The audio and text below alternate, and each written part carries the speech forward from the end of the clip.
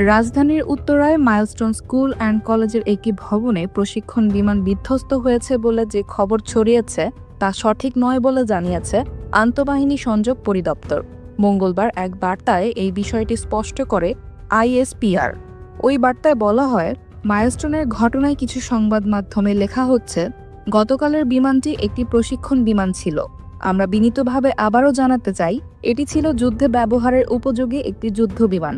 সেটি একটি প্রশিক্ষণ মিশনে অংশ নিয়েছিল।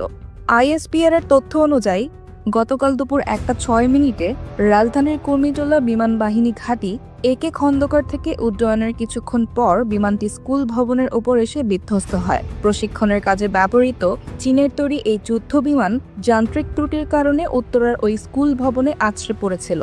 বিমানটি বিধ্বস্ত হওয়ার পরপরই স্কুল ভবনে আগুন ধরে যায়। এই ঘটনায় শেষ খবর পাওয়া পর্যন্ত বিমানের পাইলট সহ 27 জন নিহত হয়েছে এবং 78 জন বিভিন্ন হাসপাতালে চিকিৎসাধীন রয়েছে।